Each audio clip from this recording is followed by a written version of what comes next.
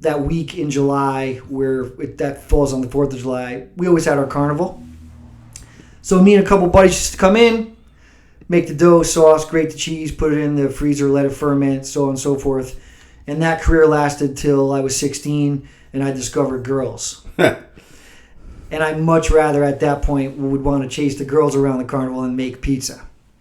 So that kind of really was the start of my pizza career, so to speak. Obviously, growing up in West Haven, Zupardi's, Mike's, Vesuvio's, which is no longer there, Danny's. Vesuvio's, that was up by UNH, right? The dorm. 100%, yes. I went to UNH. I went to University of Haven. That was a Monday night pizza specials at Vesuvio's. 100%. 2 for $10 or something crazy like that. I mean, 30 years ago. Yeah, and so I went to Notre Dame High School, and so we used to go there, probably like you did. Yeah. After school, or we'd cut out or whatever and go down there for a couple slices, but that was a really good place. Yeah. So anyways, I was surrounded by pizza. And I don't know, you want my whole pizza story, or you want me to stop now? No.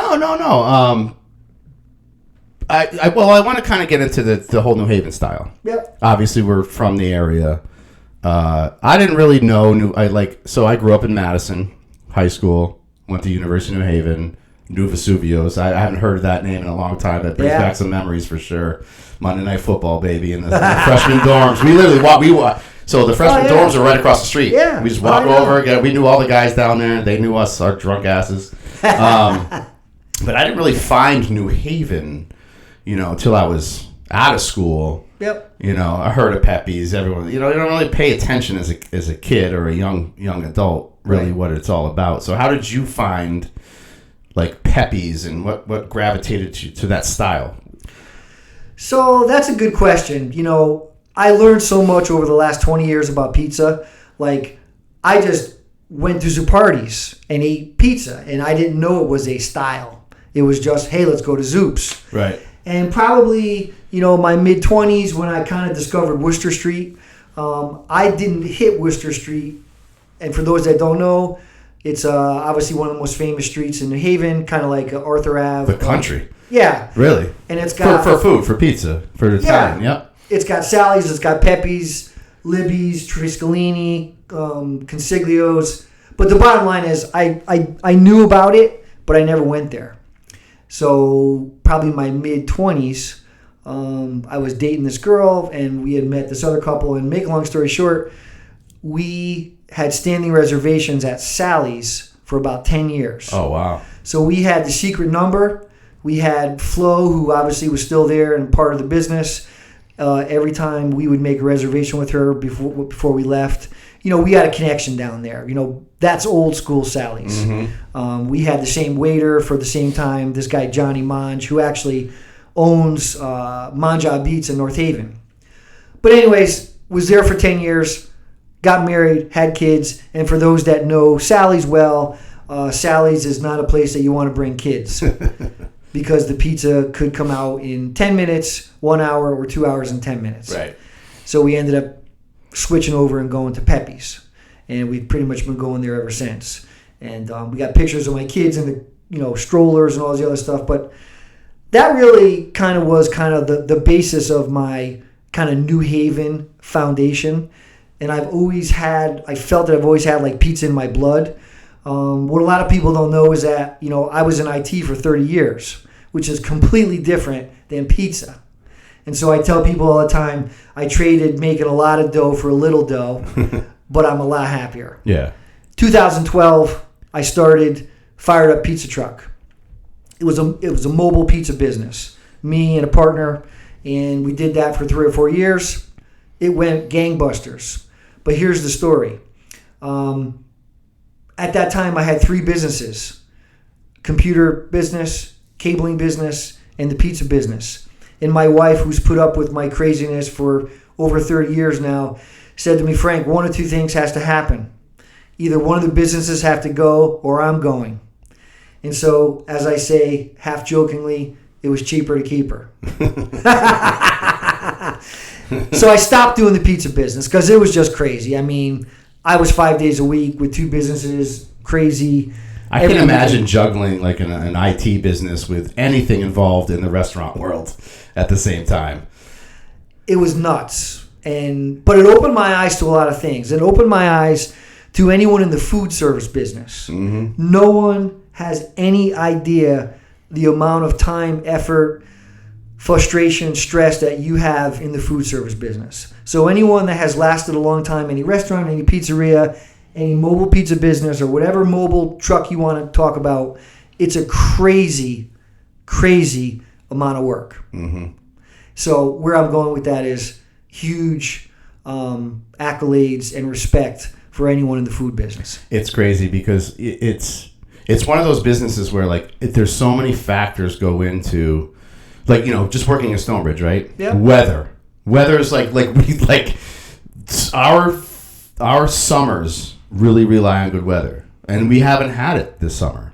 Like, we've had great days, we had a good last week, but like we've had crappy weather on Fridays. I mean, this is where we make money, and it just trickles down from the top. Like, if the top's not making money, the mill's not making money, and the bottom's not making money, and that's just one aspect. You know, is weather. You know, then you get, you know, obviously the COVID was a whole nother, you know, that destroyed businesses. Yeah.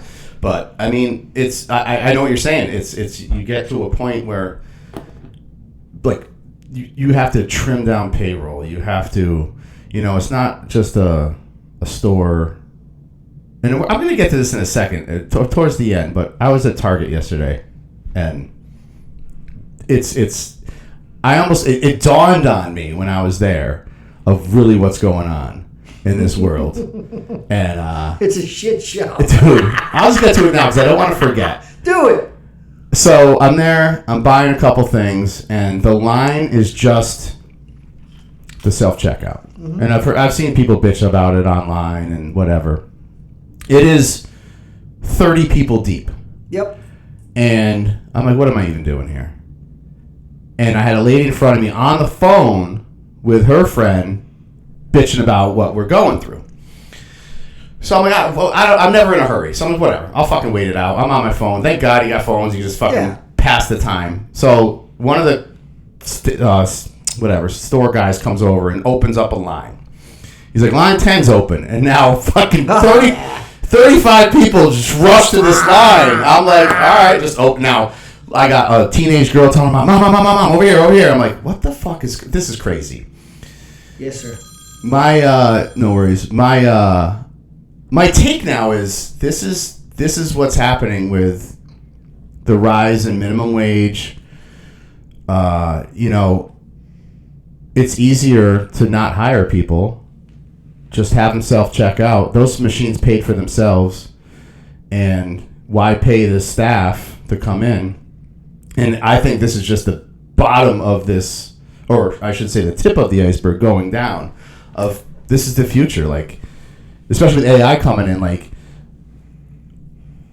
everyone bitches for minimum wage, but like, especially in the restaurant world, like, we can't, like, I make $8 an hour. I'm not asking for any more.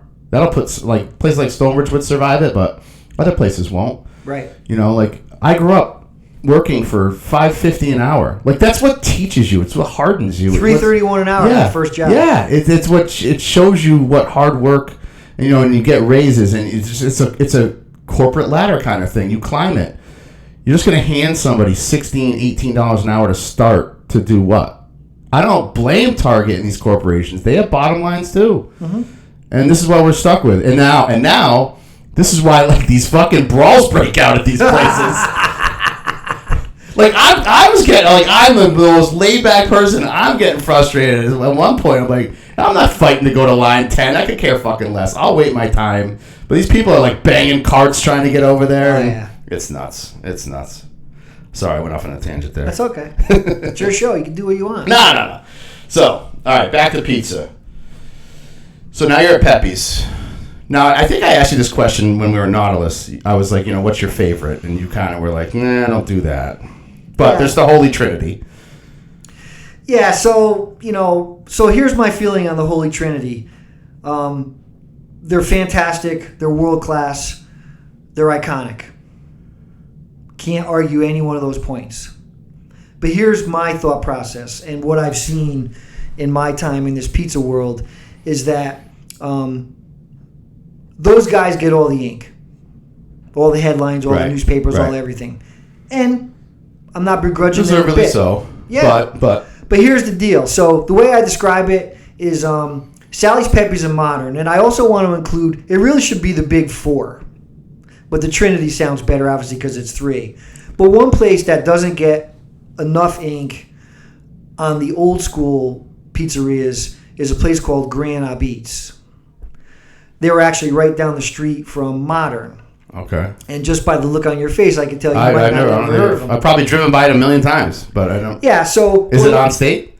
Well, it's still on State Street, the original building, but the Nuzzo family, there were two brothers, and I forget Nick and, I don't know, I forget the other gentleman's name, but the two Nuzzo brothers. So the way the history story goes is that before it was Modern, it used to be, I think, Washington Street Pizza.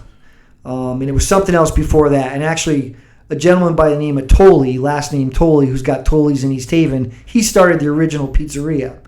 Then he sold it to someone else. Bottom line is, one of the Nuzzo brothers bought the old, I think it was either State Street or Washington Street Pizza. He changed the name to Modern. So... Do you know what year that was? About? I want to say late 40s. Oh, okay. Yeah, so we're talking long beginning. time ago. Yeah. Yep. So he ran it for obviously a really, really long time. But in between, probably, I would say late 40s, early 50s, because that's when the war ended. The other Nuzzo brother was in World War II. Oh, wow. So he came home looking for work, went to work with his brother. I think he was there 5 or 7 years. From there, he started his own pizzeria called Grand Abit's on Grand Ave. So I think maybe 5, 8, 10 years ago, his son, Mikey Abit's, sold the State Street location. I'm sorry, Grand Ave location. Grand Ave, to a gentleman that worked for him for a long time, and then he went out on the shoreline. So there's a Grand Abit's in Guilford, Clinton, and Madison. And their pizza is phenomenal. How long have they been there? Up the shoreline. Off the shoreline. I want to say if it's 2023. Yeah. I want to say, 2010, Okay, so 12, within the last 15 years or so? Right. Gotcha. So they built 3 restaurants out on the shoreline. Make a long story short, I truly believe the quality of their pizza should put them in that Trinity category. Right. But where I was going with this was one of the things that I do, which we can talk more about later, but I do pizza reviews. So I review the pizza, the place, and the personality. Obviously, we'll talk about Dave Portnoy a little bit later. But predominantly what I do is stick in Connecticut, stick to New Haven style pizza. Where I'm going with this is that I actually never heard of them before I started doing the reviews. Truth be told. Oh, Portnoy? No. Oh. Of Grand Abit's. Oh, never heard of them. Sorry. Never heard of Grand Abit's. And when I ate... So now I shouldn't feel so bad. No.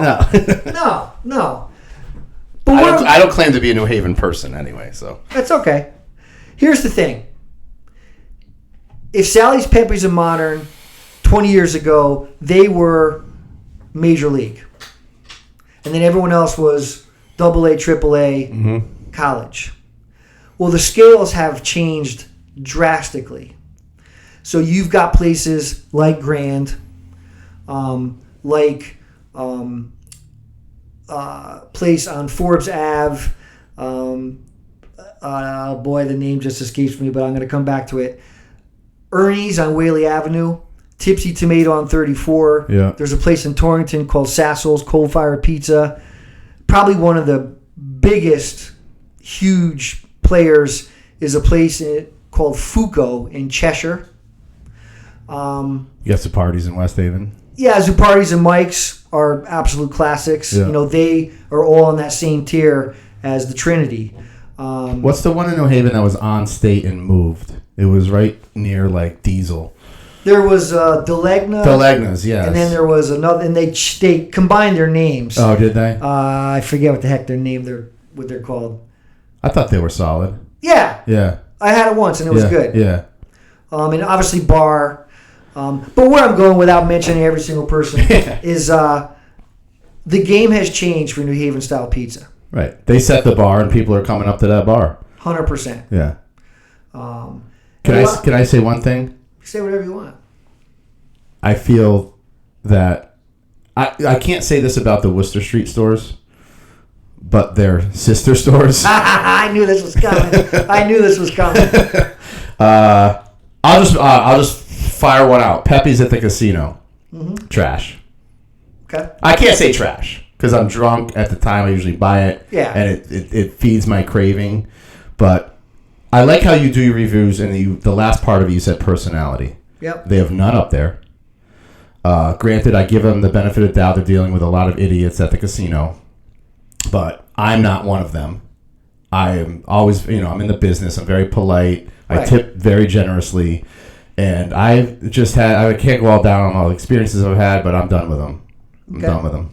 You're done with them in general, or done? No, I mean I would always go to New Haven. That's what I'm saying. The two on Worcester and Modern is actually my personal favorite. Yep. But no. I mean, I know Sally's is sold. They're different ownership now too. Correct? Yeah, we'll go over that if you want. Yeah. But what my point is, like, I get it that you want to branch out, but just the authenticity is not at any of these other places. Mm-hmm. And the one at the casino, I'm done with. Yeah. So before I forget, the place I wanted to mention before on Forbes Ave is called Frisco's. So here's my thought process on what you just talked about. So a couple of things. A lot of people, they use the word franchise and they sold out and all this other bullshit. And so here's the real deal. Sally's was purchased by a food service company, and with the general thought of branching out locations. Right. Okay. Which they've done. And they've done at a much slower pace than Pepe's for a bunch of reasons. Now, Pepe's is still family owned. Okay. And what a lot of people don't realize is that there were a bunch of families when they just had Worcester Street. There was a bunch of families, and there's a saying in business, everyone's trying to stab at the same bull. There were a bunch of family members that all worked at the one location. Right. Really two, because the spot behind them. Right. But the bottom line is they wanted their family to be able to all make a living. So they got some investors, they got some money together. I don't know the whole financial story behind it, nor is it any of my business. But the bottom line is a lot of these locations are now generally run by family members. I've heard people just like you say, I won't go to this one, I won't go to that one, it's not the same, it's not everything. But here's the thing. They now have 14 satellite, or whatever you want to call them, other locations. They're all in business, they're all doing well. Oh, yeah. Here's the thing. We got spoiled going to Worcester Street for a lot of years. What a lot of people don't realize is the places that they have all these other locations, they don't have the background that we have. Right. They're used to Papa John's, Papa Gino's, Greek pizza. Not that it's particularly bad, but just it's very different. So when they go to the casino, or they go to the Worcester location, or they go to wherever, Rhode Island, Massachusetts, they're in another world. Right. Because there's nothing like that where they are. I think Sally's is probably, having a little bit of a transition, issue with what they're trying to do. The other thing people don't realize is that our New Haven style is charred, and other people think it's burnt. Right. Which I don't really ever understand, because barbecue is one of the most popular foods in the whole wide world, and mostly really good barbecue. I mean, they sell burnt ends. Mm-hmm. A lot of barbecue is burnt. Right. And there's a flavor that comes from that. But if you're not used to it, it's a challenge. I was involved with the Pizza Fest that we had at Bridgeport. I actually co-sponsored it with Connoisseur Media and New Haven Pizza School. Where I'm going with this is we had a panel, and it was called Icons in New Haven. So we had the Consiglios from Sally's. We had Pat from Ernie's. We had Lou from Abate. Francis from Frank Pepe, who his mother was Pepe's daughter. Okay. And then we had Doug Coffin from Big Green Truck next door. But where I'm going with this is that one of the things that Francis said, he said one of the problems that we have in our other locations is that people want a different pizza than what we want to give them. Like our signature pizza is charred, well done, thin. Right. It's not round all the time. Right. And he said, so we have, we try to go somewhere in between because we have to have our ovens now at a different temperature. And what a lot of people don't realize is that these ovens are an art. They're true coal-fired ovens. They're actually a facsimile of what they have down in New Haven. And it's a constant struggle. Well, you can't take 100-something years of an oven and try to recreate that in, South Norwalk or the casino. That's a great point, but I'm going to unfortunately put a kibosh to that thought. So here it is. So without getting too technical and talking about ovens, because I could probably talk your ear off about it. So those are commercial bread ovens, 100 plus years old. An oven like that has a metal frame, much like if you ever looked at, I'm sure everyone has traveled along the highway and saw commercial buildings going up, and houses have 2x4s for framing, but commercial buildings have these big steel girders. Right. So bottom line is it's a big oven, and it's got a big steel structure underneath which you'd never see. Attached to that steel structure are fire bricks, which is what the pizzas are made on. Their top, bottom, side. What a lot of people don't realize is that, yes, the oven is original. The only thing that's original in the oven is the frame. Those fire bricks, because they are hot, cold, hot, cold, hot, cold, 7 days a week, 365 days a year, 10 years, 20 years, 40 years. They get changed out? 100%. Yeah. So those ovens have been changed out, guessing, 20 times, fire brick wise. Mm-hmm. So, yes, it's the original footprint, it's the original metal frame, but the bricks themselves, the fire bricks, absolutely 100% not original. Okay, so great point. How about this then? You take a Sally's, just we'll focus on Sally's. Yep. Sally's opens up 10 restaurants in, let's say, 10 years, one a year. It's almost like you go into a regular restaurant and you order food that you're at all the time. And your dish comes out, your seafood risotto comes out, and it's a little runny today, or it's a little overcooked, or, was Bob back there tonight? No, Bob's not here tonight. I had a feeling Bob wasn't here tonight. Yeah, it's all right. It still tastes good, no problem, blah, blah, blah. Is that the same in the pizza world? Like, you got a guy that's starting the oven up in the morning, he's making the dough, he's basically prepping for the whole day. He's the guy. He does it 6 days a week, but on Sundays, he likes to watch football. He's not there. And you go in on Sunday, you get the pizza, you're like, it's a B+ today. It's usually an A, Yeah. That has to factor into it when you stretch yourself thin. Well, you hit the bullseye. So, I know you're in the restaurant business. The secret to the restaurant business, at least from a food standpoint, is consistency. Right. So what's happened probably to both those places is that they had a group of people that worked at these places for 10, 20, 30, 40 years. And now all of a sudden all those people are elsewhere at the other locations. The other thing, and you also know this probably to be an issue, is that the labor pool is not great right now. Oh, for restaurants. Yeah, absolutely. So there's a difference between someone who makes pizza for a passion and someone who makes pizza for a paycheck. Passion, paycheck. Very different. Passion over paycheck every time. Correct. As a consumer. Correct. Yeah. But that's unfortunately not right. And I'm not saying all the people at either one of those places are not passionate, but the bottom line is it goes from family owned same people making the pizza all the time to now you're hiring someone as a job. Mm-hmm. So it's not going to be the same. And yes, every day is going to be maybe a little bit different.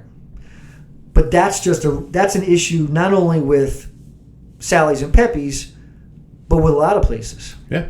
You know, I run this Facebook group called All About New Haven Style of Beats, and I get, at least once or twice a week, pizzerias coming on looking for help. And that's pizza makers, dishwashers, prep people, cashiers. I get calls all the time. Frank, do you know anyone to make pizza? So right. It's a tough road. It's a tough game. Like we do pizza at Stonebridge. Okay. And we've been doing it for I don't know, close to 20 years. Mm-hmm. And we had 2 good stretches where we had the same guy every summer. We only do it Friday, Saturdays, sometimes Sundays, depending on the what's going on there. And it's late night, and it's gooned up people grabbing slices, and they think it's great. We obviously lack. We actually lack. We lack consistency there. I'm not. I'll be the first to admit. I think some days our pizza's fucking great, and we had this kid Pete. He was our last guy that was there about 6-7 years, and he left a couple years ago, and he started. I brought him down to Dominic, just to learn how to stretch the dough. Yeah. And he picked it up quick, and the kid was great. He took pride in it. And we were making some pies some nights, and we were fucking taking pictures of him, sending them to Barstool, like, yo, you got to come down here, Never worked. But you know what? I appreciate his passion, but he ended up crazy, like moved out to Thailand and is teaching English now. One of those weird stories. But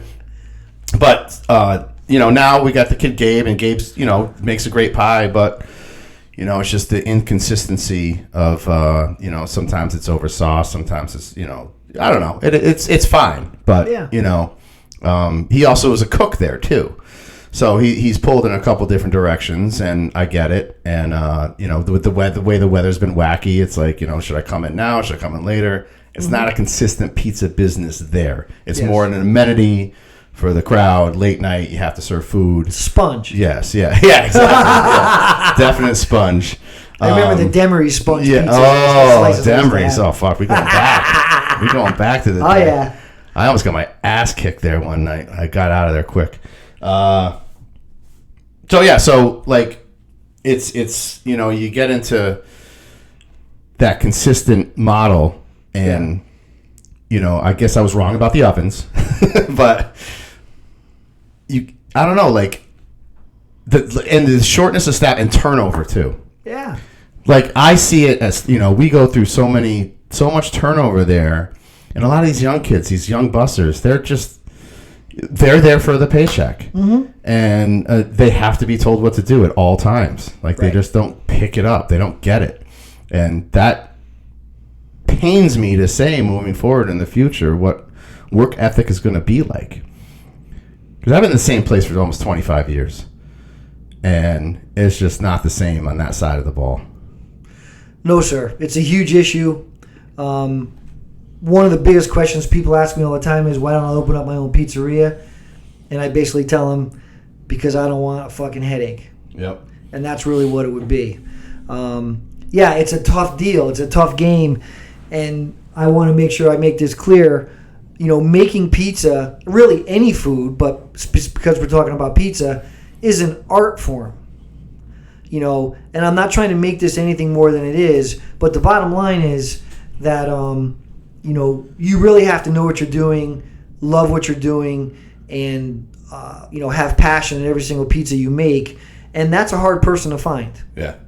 Because it's not, on a busy Friday, Saturday, Sunday, especially a Lenten Friday, a lot of these people are banging out hundreds of pizzas. Some of the big pizzerias are easily 200, 300, 500, some 1,000 pizzas a night. Now, obviously, that's not one person, but the bottom line is, and that's what people don't understand. I always kind of laugh at this where people say, "Oh, I went there and it sucked," or I'm not going back, or this, but it's like the expectation is that every friggin' pizza is gonna be, I call a Mona pizza. Yeah. Like, and it's just not reasonable. And then I say to myself, so, at your job, whatever you do, are you perfect? Do you pour the perfect drink every time? Do you pour, do you put enough water in the pot? And I'm making this stuff up. But it's like everyone expects perfection, but most people are not perfect. Now, I've been perfect a couple times. Yeah. So you're the one? You're the one guy? No, I said a couple times. Yeah. Only a couple times. So you see where this is going. No, yeah, no, you're 100% correct. I read food reviews all the time. I'm like, these people are whack. Yeah. Like, what the fuck do you want? Yeah. Especially with COVID hit and like I'll do Jimmy's, for example. Yep. Jimmy's Pizza went, strict, obviously takeout. Everyone had to do it in the beginning. They stayed that way for a long time. Even when they were allowed to reopen, they stayed, just takeout. And you'd call, like, granted, I work weekends, but my girlfriend would call on a Friday. I said, babe, call at 4:30. Just get the pizza in the house. Right. Because they're gonna take the phone off the hook at 5:30. Because they're gonna be backed up fucking 100 pizzas, and you got to learn that game. And I know that game, so I'm like, Friday, Saturday during COVID, call your order at 3:30. Go pick it up. Just 100%. Reheat it later. Yeah, tell them don't cut it, don't slice it. Yeah. Easy to put it in the oven. Or 3/4 cook it, whatever you want them to do. Yeah, par cook. Yeah, and so, and then people are like, oh, Jimmy's has gone downhill, or this place isn't the same. And I am guilty of that with Pepe's at the casino, but I've had it was like 5 straight times. Yeah. With the 4th time, I was like really drunk, and I'm like, all right, I'll give them one more shot. And I was like, Jesus Christ, they did it. They didn't cut my 2 pizzas once. They didn't cut them. Yeah, I got up to the room, and they were both not cut. No good. I had to pull out my fucking pocket knife and cut it for everybody. Swiss Army. And that was it. I'm done. But it makes for a good story. Oh, it's a great story. I just don't want to tell it again, or tell a different one with them. I'm sure I'll order again. I love Pepe's Pizza. I'm not here shitting on them. I think the whole point is, when you franchise out or whatever you want to call it, you're going to run into this because you don't have your family's not there. You may have your like a family member running the place, 100%. But they're not there 24/7, and and you're hiring kids that live up in Montville, and they don't fucking know, and they're there for the paycheck. And I always say, hell, if you, Pepe's is now, so there was Frank Pepe, their kids. So I think there are 3, if not 4 generations of Pepe / Roselli. But my point being is, what an honor to start a business over 100 years ago and still have it rolling, and now have 10 or 12 or however many family members involved in the business. That's a friggin' amazing success. There's always going to be people that are going to be bitch, moan, and complain about something. You're just simply never going to be able to make everyone happy. No, never. I mean, we put on that Pizza Fest a month or so ago. It was a shitty day. It was raining. There was a tornado weather for and we got all different kinds of things and the ticket price and the this and the that. But you know what? We had 3,000-4,000 people packed in that place on probably one of the shittiest days of the year. Yeah. And the point being is, yes, we had people that complained, and yes, we did some things not well, but we did a lot of things really well. Right. And so, and with the elements, just go with the flow, people. Yeah. It's like, people fucking bitch about the dumbest shit. Well, people like to bitch. Right. That's all they want to do. That's really what it boils down to. There's a lot of Karens and whatever the male version is. What is the male version? I think I read it the other day. Like Joe? I don't know. Bob? Bob, I think. Probably Karen and Bob. It's not Frank. No, it's not definitely not Frank. Kurt. We'll do Kurt. Kurt and Karen. Okay. All right. Before we get into our little rundown, we haven't really talked about your pizza school yet. So explain it. Like, can anyone sign up? Is it classes? Is it or in person? Is it one-on-one? What do we got? So I'll tell you a little bit about the pizza school. So again, being a serial entrepreneur, coming out of an IT world background, I took 3 things that I love to do. 1 is to talk, 2 is to teach, and 3 is to make New Haven style pizza. I put them in a bowl, mixed them up, and came up with New Haven Pizza School. Started that about a year and 3 months ago. The first 2 or 3 months, a lot of what I did was go to people's houses. And to give you kind of a general idea, every class is kind of the same thing, but just a different size and place. I start with a little history of New Haven pizza. I go over how to make the dough, how to make the sauce, how to ball the dough, stretch the dough, assemble the pizza, launch it, bake it, eat it. And then everyone That you can do at home in your own oven, or you need to get... Everything is home-centric. Cool. So 99.9% of the people are all consumers, homeowners. I go over what you need to do with your home oven, what you need to have, how to bake it. What a lot of people tell me, and it's kind of was my goal, was to create an experience. Right. I get a lot of couples, I get a lot of date nights, I get a lot of families. One of the big things that's really happening, it kind of happened, I'll call it serendipitously, is I'm starting to do a lot of team building events. So I have my brick and mortar, which is what I call my standard classroom that anyone can come to. Obviously, you have to sign up and pay for it before it's not just a show up event. Right. But I have my brick and mortar classes, which I do at Next Door in New Haven and now Nautilus in Milford. Oh, you're doing it in Nautilus? Yeah, I started last month. Awesome. I'm doing one a month. Cool. I'm in. I'm coming out. Cool. I'm checking it out. 9/11's the next one. I have a golf tournament that day, so let me know. Well, it's at night, but you'll probably be shit-faced.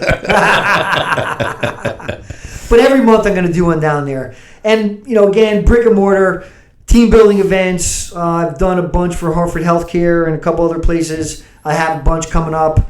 I do uni training, wood-fired oven training. A lot of people... What was that first one? Uni training. What's that? Uni is a small little portable oven. Oh. And there's all different kinds of small portable ovens. But the problem with those types of ovens are that they're made for a specific style of pizza, which is called Neapolitan. Mm-hmm. So Neapolitan is... it's like that thick... Yeah, it's kind of... it's what... Zanelli makes Neapolitan pizza on Worcester Street. Zanelli's, yeah. But Strega, I think, Strega does it too, yeah. Milford, yep. And they're very good. Yeah, they're just... It's different. Yeah.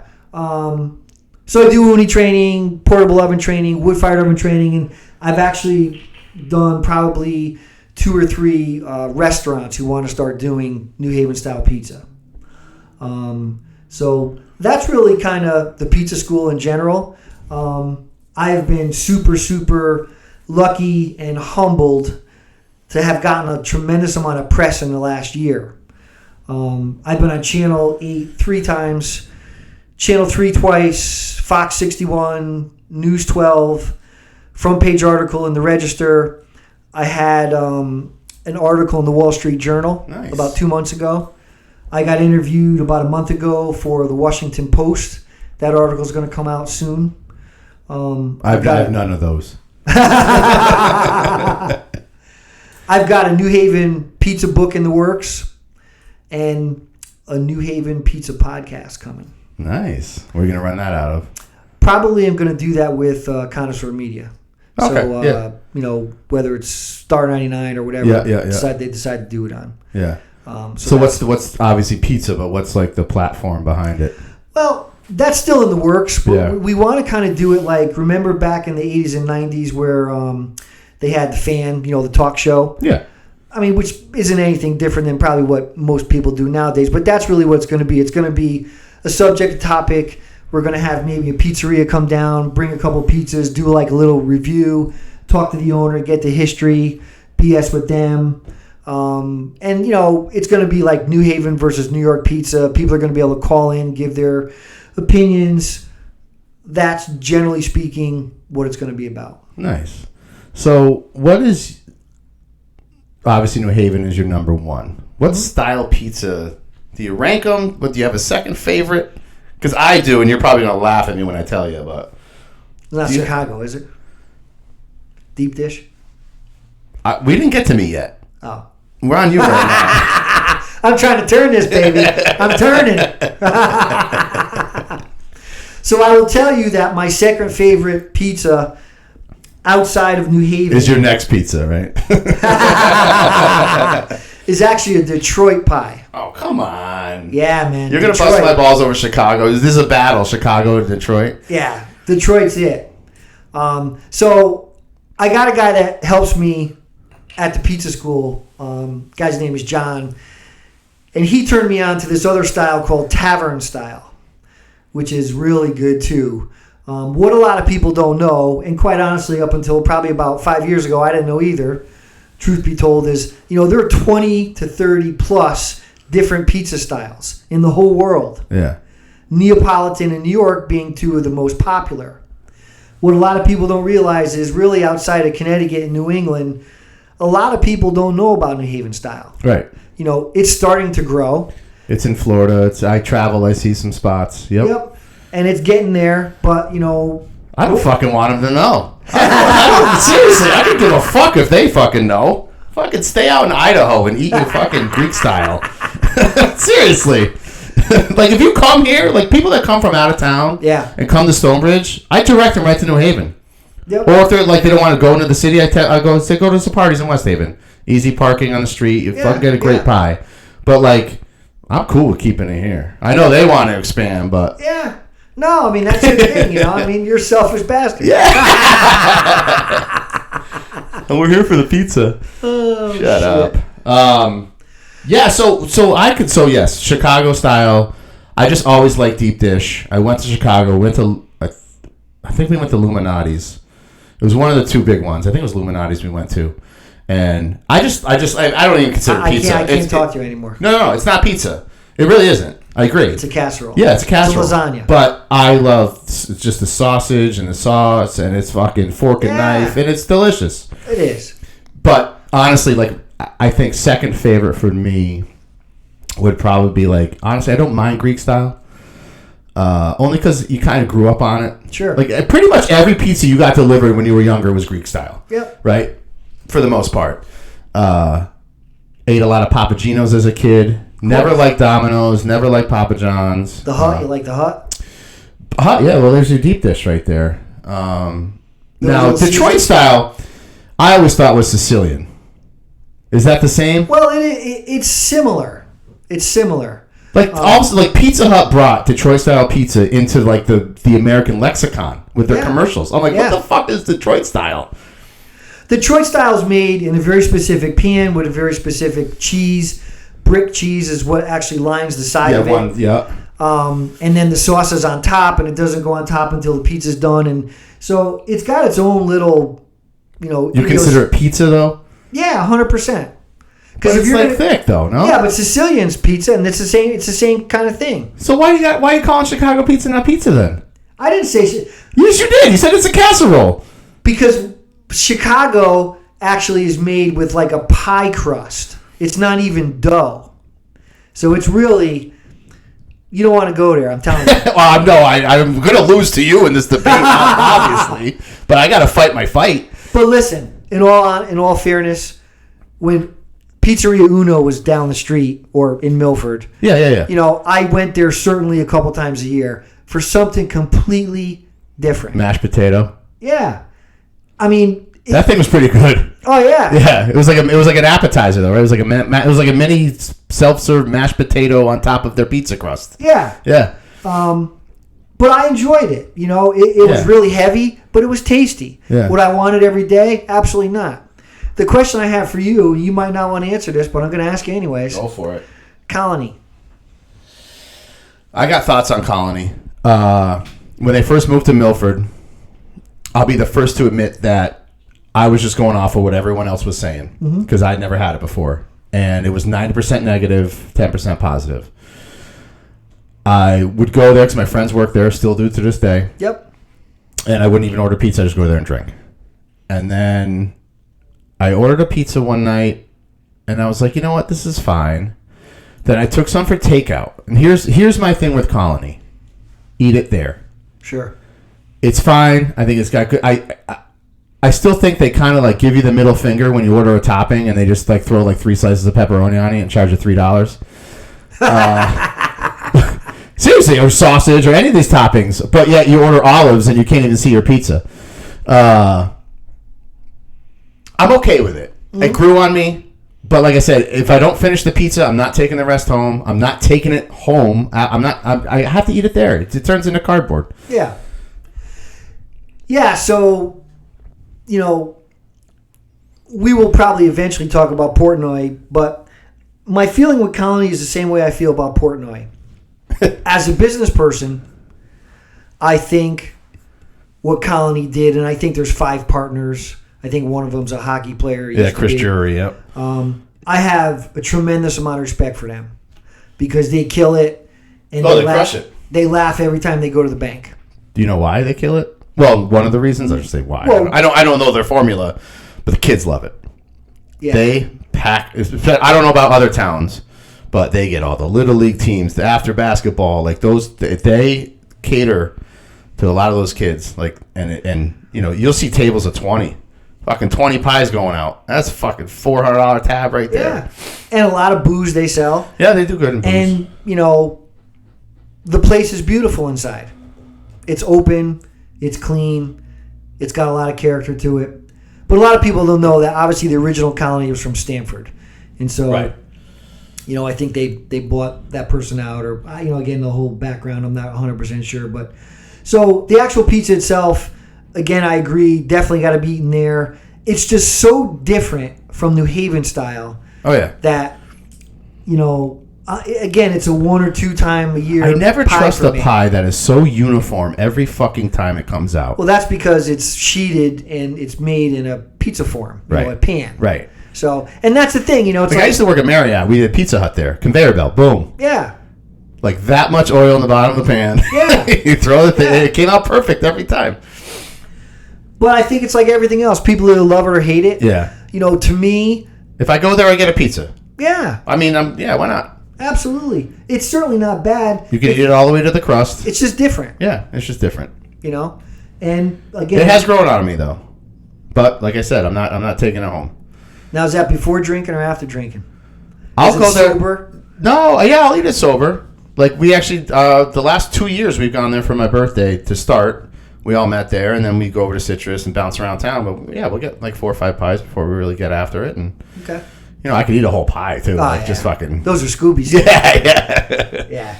All right, we'll get into Portnoy right now. But first, what's your favorite topping on a pie? Favorite topping on a pie would. One topping. That's it. You're not gonna like this answer. You don't fucking say anchovies or olives or mushrooms. Garlic. Oh, that's not. I don't count that as a topping. Like a meat or vegetable kind of topping. Pepperoni or bacon are 2 of my favorites. Yeah. I'll tell you that one of the pies, and it's non-traditional New Haven, but a New Haven style, that still to this day absolutely blows me out of the water. Route 34, Tipsy Tomato. I haven't been there yet. I gotta go. Stuffed shrimp pie. Oh, wow. Will change your fucking life. Yeah. How's it changed your life? I love seafood. Yeah. I love shrimp. And I love a real buttery, crackery, filling taste. Yeah. And it clicks all the buttons for me. It's amazing. These that big shrimps delicious. Cooked well. The so it's like the stuffing spread along the pizza? 100%. Yeah. It's basically a stuffed shrimp. What an idea. But decommissioned on a pizza. Deconstructed onto the pizza. That's awesome. Oh, I gotta try that. So that is next week. I'm gonna give a review. That's the deal, dude. Yeah. Another place that I absolutely love is Ernie's on Whaley Ave. Their meatball pie is to die for. The cool thing about Ernie's, and we were talking before about consistency. Yeah. Pat, who owns it, Pat DeRizzo, he's the only person that's made pizza there the last 30, 40 years. So you can't get any more consistent than Ernie's because he's the only one who makes pizza. Yeah. Period. End of story. Is Pepe's your favorite? Only because you've moved from Sally's to Pepe's. Granted, it was because of family. So yeah, it would be a really. You don't have to rank them. I'm just curious. It would be a really close tie with Sally's and Pepe's because I have a lot of history and a lot of memories. At both of those places, and that means a lot. Yeah. Yeah, of course. Like Sally's, New Haven Plain, which is basically the dough, the sauce, pecorino, and again I put garlic on it. Yeah. It's freaking phenomenal. Yeah. And I actually get a real interesting pie at Pepe's. I actually get a New Haven Plain, and I have them put roasted chicken on it. Huh. So it's something very different, and it's not on the menu. I ask them to make it for me, and I'm not anyone special down there, but they'll do anything anyone wants. You know, I know they're known for their clam pie, and I like their clam pie. I'm not a big clam person in general. Neither am I. But you know, they're both just, on a good day, they're hard to beat. Yeah. All right. Let's get into him. He's been coming up in conversation a little bit. The one, the only. Yeah, Dave Portnoy, El Presidente. Now, funny, we were saying this before the show. He actually, just yesterday, shocker, he bought back Barstool Sports from Penn Media. Now, Penn Media bought, there was like another Chernoff group, whatever, this whole thing, you read it online, but he sold to Penn about 4 years ago, and you know, kept the CEO, kept the president role, like, you know, they had some agreement in line. But over the last year, he started to realize the mistake he made. They were kind of basically silencing him a little bit. He had to fire one of his best guys, Mincy. Mincy kind of fucked up, said the N-word, but he said it while reading a song. Or like just, you know, singing to a song. Didn't realize he was on camera. I don't know the whole story, but he had to fire him. Then they made him take down stuff in his store that was deemed controversial. So I kind of knew this writing was on the wall. I just thought he would leave, to be honest with you. But ESPN bought Penn. Long story short, I'm assuming somewhere in that deal, you know, Portnoy wanted nothing to do with ESPN. They hate each other. ESPN probably wants nothing to do with him. They probably went to Penn and said, listen, get rid of the Barstool side of it and we'll buy you. So they probably gave a sweetheart deal to Dave to buy it back, and that's where we stand today. But obviously everyone knows Dave through the One Bite. Everyone knows the rules, pizza stuff, and his reviews. I watched him. He ran through Milford to Papa's back in May or June. You know, I think he's a little above his... You know, they were cool when he wasn't as well known. I think he brings a lot of... I would say, you know, like for the smaller places that he visits, it's great for them, I think. It's publicity. It's free, from what I understand. I don't think anyone pays for it. And he's kind of created an awareness to, you know, obviously brought a good awareness to New Haven style. He called it the pizza capital of the world. 100%. What are your thoughts on him? And I don't know. What do you think? Have you ever met him? I never met him. So here are my thoughts. And I think this is very fair. And people say, "Oh, you don't like him because you do pizza reviews," and that's not true. But here's my thoughts. So, as a business person myself, I have a huge amount of respect for Dave Portnoy. What he's built, what he's done, how he's done it. So, from that perspective, huge respect.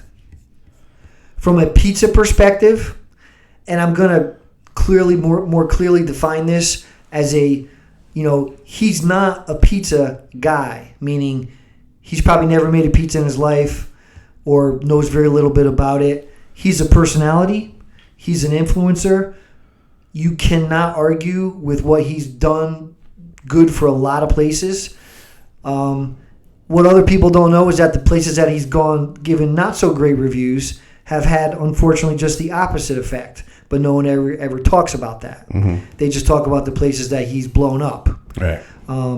So listen, in fairness, business, a lot of respect. As a pizza person, not particularly a lot of respect.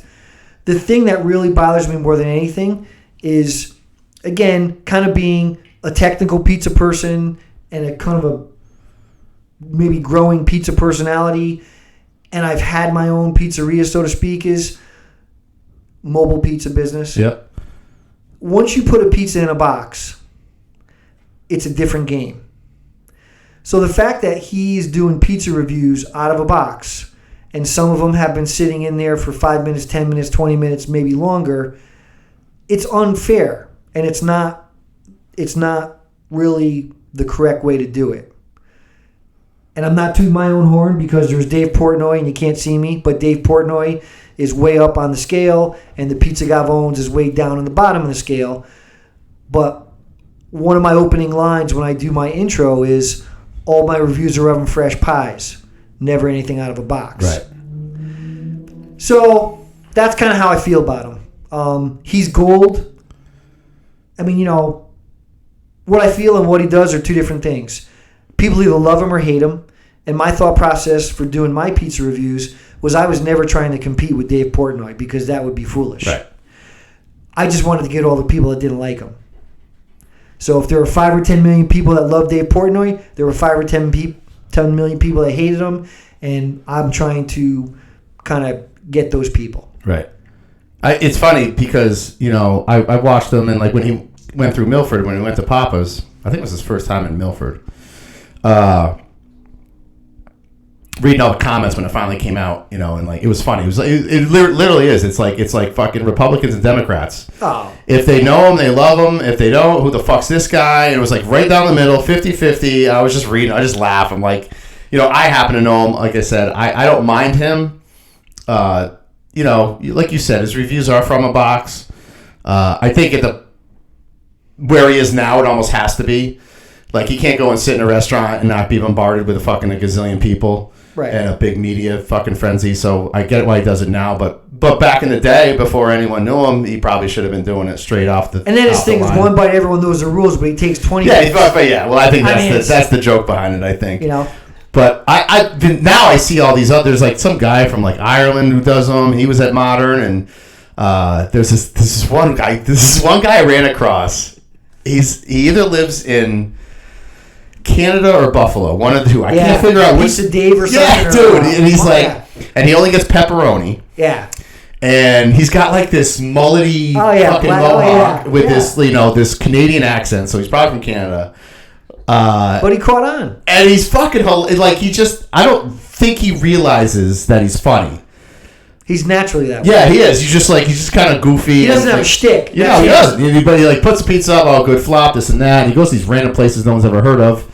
And obviously, I'm not from Buffalo or Canada. Yeah. But there's one thing that I always pick up from him, and that's the cup and char pepperoni. Mm-hmm. And right when I heard him say it, I knew exactly what he meant, but I've never heard that term before. Yeah. And I kind of look for that. I don't see that around here. Yeah, it depends. The problem with the cup and char, a lot of people don't know there's a lot of different types of pepperoni, and there's a lot of different grades and qualities of pepperoni. So I always tell people in my classes, the smallest stick you can buy that you have to cut is probably usually the best quality. A lot of the pepperoni that a lot of pizzerias sell or put on their pies are all, in a bag or pre-sliced. Yep. So that's just, I'll call it garden variety pepperoni. But there's a place in Vermont actually called Vermont Smoke and Cure, which I think is probably the best pepperoni that I've ever tasted. And there's Ezo, which I forget, it's made in the United States, but there's a place called Pennsylvania Macaroni Company that sells it, or one of their distributors. I bought it from there. Bottom line, cup and char is a very specific pepperoni. It's definitely more on the expensive side, right, which is more than likely why a lot of places don't use it. It's a little thicker. I almost think it's like a little smaller in diameter. And when it cooks, it's what it does. It kind of becomes a little cup. And it's got a casing on it that when it's heated actually shrinks the circle. Yeah. And so it cups up. And the cool part about it is the edge of the pepperoni, if done correctly, has that little blackens. Yeah. So, yes. And I've had it before, and I'm like, that. Like, I appreciate a good pepperoni. Yeah. Like Colony, it's just a big, like, fucking... Yeah. Junk. I think they shave that shit thinner than they're shaving garlic in Goodfellas. I swear to God. It like disintegrates when you pull it off the fucking slice. Paulie cutting the... Yeah. Got that one? Oh, yeah. I have seen that thing 100 times. Oh, man. But, yeah, so that guy's funny. I don't know. He always starts out with, "We're here." And I'm like, oh, this fucking Canadian dude keeps coming over my feed. So I just said, fuck it. I subscribe to him. Yeah. But... I gotta see some of your reviews. Yeah. I mean, since I've started... What's your favorite, like, not pizza, but like your favorite place you've been to, you did the review, and you're like, man, that was awesome. There are several of them. A couple ones that stick out are, Granada Beats. I did it in Madison, and I was just blown away because I never heard of them. I never knew how much they had history-wise, and the pizza is absolutely friggin' phenomenal. Yeah. Same thing with Ernie's. You know, I actually used to work down the street from Ernie's in my 20s. I worked at this place called Bill's Carousel, ice cream shop, and we used to get pizza from Ernie's. But back then, I was just hungry and I ate it. Yeah.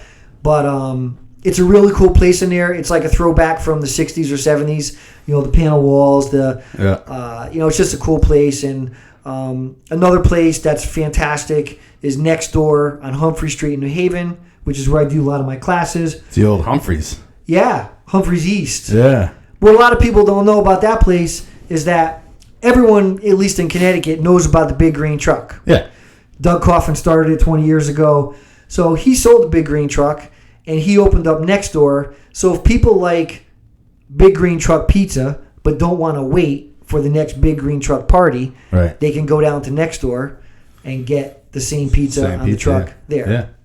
And that's a really, Doug is just probably one of the most genuine, nicest people I ever met in my life. He is very supportive of what I do. And what a lot of people don't know is that he actually does his own pizza making classes. So I have a ton of respect for someone that basically, not that I'm particularly competition, but is doing the same thing he's doing, right, allowing me to do it at his place. Right. That's the kind of person that he is. Yeah. No, that's a great point. I used to get, you brought it up earlier, it was in passing when you were talking about Worcester Street, but Abate's. Oh, yeah. And I used to work in New Haven I was in college, so I was like 22. 25? That's when I graduated. This is my freshman year. I was working at the, where was the hell? I was at that New Haven Financial Center or whatever with the pyramid on top. Yeah, yep. I was a security guard there. Yeah, downtown. I was a security guard, right? Working the 3 to 11 shift. Sure. Me and the other guy, Nick, we would order Abate's 2 to 3 times a week, whether it's pizza or or dinners or whatever. But it brought back some memories there. I haven't been back to that place since I worked down there. But it's funny you mention that because Lou Abate, who owns it, he was the craziest guy ever interviewed ever. Yeah. Because I do similar what you do with my reviews. So I go in there, sit down, get the pizzas, review them, talk about the place, and then I sit down with the owners. So that's the people, place, personality. So I talk to every one of the owners. And Lou is just, they broke the mold when they made him. Yeah. He's funny. He's a magician. He did magic tricks for us. He made this pizza pop out of a tin can. I mean, just you can just see where we're going. Yeah. And he is just, he was the craziest review I've ever done. Nice. It's funny when you think of Worcester Street. I don't feel bad. I know they all do well down there, but from an outsider standpoint, it's Pepe's and Sally's. Well, just get past those, and then you got the Italian ice place. What's that? Libby's on your left, and like you saw, what's the one on the end? Zanelli's is across the street. Tres Scalini's on the other end. Like there's so many good Consiglio's. Restaurants. Yep. It's a historic street. I always used to say it's probably the one street in New Haven where you don't have to lock your car. Yes. It's self-governed on that street. Yeah, there's so much traffic and so many people moving in and out. It's crazy. But all right. So this is we got the pizza school, you got the Gavones with the reviews, you're doing a lot of stuff, you got your IT business still. You got a lot of stuff. The hands on a lot of things going on over there. There's no moss that grows under my feet. Yeah, right. Great. That's awesome. So you're going to join me for our little rundown at the end here? Yeah. All right. Some random shit that crosses my dumbass mind. I read maybe 2 months ago that if you type the word fucking and it goes to ducking on your phone, that they stop that. It's not true. Because I typed it today and ducking came up. I don't know. I'm not even joking. I read that. Like, they're going to... Because then there was memes and it was I never once meant ducking. Well, it's funny you mention that because I swear to God, I type, not all the time, but I type a lot of text. I'm sure we all do. Yeah. And always it autocorrects to ducking. Yeah. But then what I've figured out is that as soon as I type fucking, on the left-hand side, at least on an iPhone, if you hit the word, it won't autocorrect. Right. I haven't gotten used to that yet. That. But you're right. Yeah. It's the middle one that they'll switch to. Yeah. Or I just put F in, F apostrophe N. I just say fuck you. That too. Mega Millions hit last night. Yep. 1.6 million, I think, or billion in Florida. I think. Sir. I played, so I don't ever play. So I played, what was last night? Tuesday. I played Saturday. I bought 10 tickets. I played yesterday. I bought 10 tickets. In 20 tickets, I hit one number. That's it. I matched one number in 20 fucking tickets. Stop while you're I should win something for that. Like, at least my money back. Well, like if you bet 100 or you bet $1 for 100 tickets, you should get like a $5 coupon or something. Yeah. Like Keno, like if you play like 10 numbers in Keno and hit 0, you get like your money back. Yeah. Like your dollar back. Yeah. You know, like one out of, oh my God. I'm like, there's no wonder no one wins. But that lottery system is probably one of the biggest scams. Oh, it is such bullshit. And then the thing that I laugh about. They're going to lump sum it and then the fucking, you know, they're going to collect fucking $500 million. The thing that I laugh about when you see the commercials on TV or radio is then they have another commercial following it about gamblers. Gambling addiction, yeah. I'm like, come on. Dude, you watch, like, it's so funny watching the progressions over the years and with gambling. Like, it used to be like when we were in college and high school, it was like, oh, no, like, you had a bookie. And like, you know, I still have a bookie, but, you know, it's easier on FanDuel now. And it was like, oh, and I remember I had to burn my books one day. I was booking through a guy at University of New Haven, and he called me up, and he's like, yo, burn your books. The cops are onto us. I'm like, oh, shit. I was like so scared. I was like 21. I was 24 in college still. And whatever. So, like, and then as it progresses, and then you get older, and you just kind of, you still keep connections, and you bet here. You go to the casinos open, and you get rid of that itch there.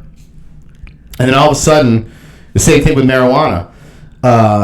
The states are like, wait a second, we could be generating money here if we legalize this shit. 100%. And okay, well, let's legalize marijuana first, and let's make our taxes off of that, and make dispensaries pay us all this money to stay open. I mean, they're legalized mafia is what they are. And then you have the gambling, and and DraftKings and FanDuel, sure. So it's no joke or no you know that. I think DraftKings is Foxwoods and Mohegan is FanDuel. Like there's these partnerships they have, and it's fucking nuts. And they're getting all these residuals. And I know they were pissed when the casinos moved in because they tried to buy both, and the Indians were like, "Go fuck yourself." You took enough from us. Yeah, exactly. You know, Ben and Jerry's. Anyway, so. It's just crazy to see all that, and you're right with the Mega Millions. It's like, right, all these, it's all the same. And I'm sure you know this, but most of the people, and I don't know the exact statistic, although I think it's extremely high, most of the people that win these big lottery numbers, within 3 to 5 years are dead broke. Yeah, they don't know how to spend it, or they get scammed, or and they give it away, they piss it away. Yeah, it's got to be hard to piss away $1.6 billion. Yeah. That would be a tough one. I mean, you could buy the Ottawa Senators, you know. Even after all the taxes and shit, you could buy an NHL team for that money. It's fucking My insane. feeling, you know what, is if you're lucky enough to win any of those lottery tickets and you piss your money away and you're piss poor in 3 to 5 years, you deserve it. Yeah. Yeah. Well, I don't want to label people that buy a lot of lottery tickets, but they're probably not fiscally responsible. I'm just saying. I go to the corner store just like everybody else. There's a market for everything. Yes. I read last night that Wayne Brady is now pansexual. I don't even know what that means, but it came across my news feed. Good for him, I think. Yeah. Staying on pansexual, the women's soccer team has been eliminated from the World Cup. Yep, heard about that. Lot of mixed emotions. You know, some of the players on the team are stout USA supporters, and some aren't. The biggest aren't is Megan Rapinoe, and they interviewed her after the game, and they basically asked her, you know, how do you feel, blah blah blah, and she just said equal pay. It's like it was her only comment. Yeah. So I've been kind of like researching this a little bit, and I came across this one article that basically said, comparing men's and women's, the men's World Cup generates, let's say, $4 billion. The women's World Cup generates, I think, like $360 million. Okay? It's a different market. Right? However, the women individually get 12% share revenue, while the men only get 7% share revenue. So they have a higher percentage scale than the men do, So what does that tell you? Be better, promote it better. Like you can't not generate the same amount of money and expect higher pay. Right, and you look at WNBA and have your games NBA. on at 3 a.m. WNBA right. and NBA. It's the same thing. Right, same exact thing. Right. And the NBA subsidizes the WNBA. So a lot of their money comes from the NBA, but they're not the ones that are generating their own money. Yeah. It's a tough discussion. It's a tough thing to have a side to because I get it in theory, but what a lot of people don't realize is that sports is entertainment and sports is a business. Mm-hmm. It's television now. Just that simple. That's all it is. It's television. Yeah. It's like anything else.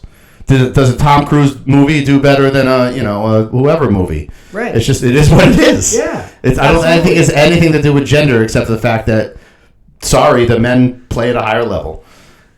Well, a lot of people want to push their agenda, even though it might not even make any sense. And I think this might even be one of those situations. But I don't know. I did play soccer a lot. I was never anywhere close to being professional. So, Was that your nickname, the Polish Hammer? Different kind of hammer. I'm going to finish on this. I've been harping on this all year. I made it a prediction on the new year that we will be visited by aliens. They'll be hard proof. So you know what I've been talking about the last couple months. So this new report came out. A Harvard professor basically said that he has been examining an object moving 95% faster than any other stars around the sun. It has a harder material than any rock, and he has no specific explanation yet, but he is pretty much sure it is of an alien craft, and he will continue to monitor it. And then they went on to ask him, basically, what does this mean? And he's like, it's like realizing you have a neighbor when you didn't realize you had a neighbor. When you find a tennis ball in your backyard and you're like, oh, I guess somebody moved in. And it's really going to depend on how far advanced they are. Like, I have a lot of people that are like Facebooking me, like, like they're either like on my side or like, dude, I'll fucking shoot your shit down right now. I'm like, bring it. Like, seriously, I love talking about it. So I'm like, all right, well, it's your thing. If the universe is this old, and you believe first of all, you got to believe in the universe. If you don't believe in the universe, then whatever. You're a flat earther, whatever you want to believe in, fine. But if you believe in the universe, I feel it's undeniable that there's got to be life somewhere else. And if that life somewhere else is, let's just say, 100,000 years older than us, not even a billion years, 100,000. Just think of the progress we've made in the last 50 years in technology. And I almost think a lot of this progress is from maybe some hints we've gotten from some other fucking person or society in this universe.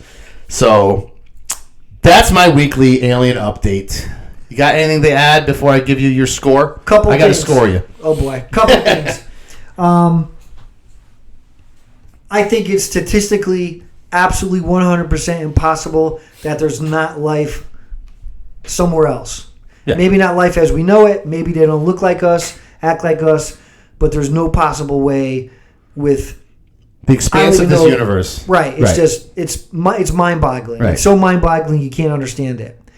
Then there's the whole religious side of it, which we're not going to get into, but I do believe in God, and I had a huge conversation about this 2 days ago with a churchgoer, an avid churchgoer. Yeah, and I'm not. And but we're gonna make a podcast out of it. It was great. It was great. Like, had a couple beers conversation. Yeah. But yeah. The last thing I will tell you about this, and I've told very few people about this, and it's not anything secret or anything. It's just absolutely the single most craziest thing I've ever seen in my life. So when my kids were younger, every year I would take each of them away separately. So it's me and my son or my daughter. Right. And we went basically New England. So I took my daughter probably 6-7 years ago to Hershey Park in Pennsylvania. Mm-hmm. So we stayed at the big Hershey Hotel, and in the back of the Hershey Hotel is a big fire pit area, and there's a bunch of seats and everything around it. So we did all our stuff for the day, and we got something to eat, and then we went out to the back to the fire pit. So I'm sitting down on a chair, and all of a sudden I look out into the sky, and I have no reason to lie about this. I actually starting to get goosebumps. I saw a bunch of blasts in the sky. Mm-hmm. Like there was something up there shooting something else. And it was probably for about 10 minutes. It went on and went off. It went on and went off. Again, the best thing I could describe was something was shooting something else because you could see something being fired from a plane or a helicopter or whatever, shooting something. I don't want to say down, but shooting something. At something. Right. And I was just like, I didn't say anything because I didn't want to get anyone nervous or my daughter who was young at that point. But when I got back to our room, I did a little bit of research because I was curious if there were any military bases within 50, 100, 75 miles. Yeah. You know, just kind of did that stuff and I just kind of let it go. But I don't know what that was, but it was not. Was there anything nearby? No. Not normal. No. Fucking Not crazy, normal. isn't it? Crazy. Yeah. I'm telling you. I've had my own experience. I've said it on the show before. It was right in West Haven. And I'll never forget it, like yesterday. And I luckily had a friend with me, and we shared the experience. And it was just one of those things. And like he lives in Florida now, and he's like, dude, whenever you want me to come on, we'll talk about it. I'm like, well, when you're in the area, I don't want to do that one over the phone. I want you sitting right there, and with a cocktail in front of you, and let's rehash this fucking story because I don't know what's that line from We're Not Alone. No. We're not. There's no fucking way. Yeah. All right, Frank Zabski, the Pizza Gavone, the Polish Pizziola. Yes, Did I say that right? Yep. Thanks so much for coming on the show. Thanks for the pizza, by the way. He brought me a homemade pizza from his house. You're welcome. Half cheese, half New Haven style with like garlic, pecorino. You got it. I followed all your stuff. Please follow me back, obviously. Check out, this will be on YouTube. I accidentally didn't start the video until about 2 minutes in. So, but obviously the podcast will be released right away. You can check out my website, daydrinkingwithdog.com. Starting to get that up and running a little better tomorrow with my guy Matthews. Next week, I'm going to be reviewing the movie Sounds of Freedom with Corey. I have to go see it on Monday. Corey from work, she was astonished by the movie, and I've read a lot of stuff about it, so I can't wait to watch it and discuss that.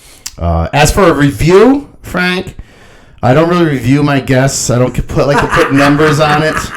But I'm going to give you a 9.2. Stamp it. Wow. That's a review. Ta-ting. I'm going to finish on a little jelly roll. Need a favor because I'm going to see him in about 4 hours down in Bridgeport. Thanks so much, guys. Frank, thanks again. Thank you, sir. And I'll see you soon, pub. Yes, sir. Thanks.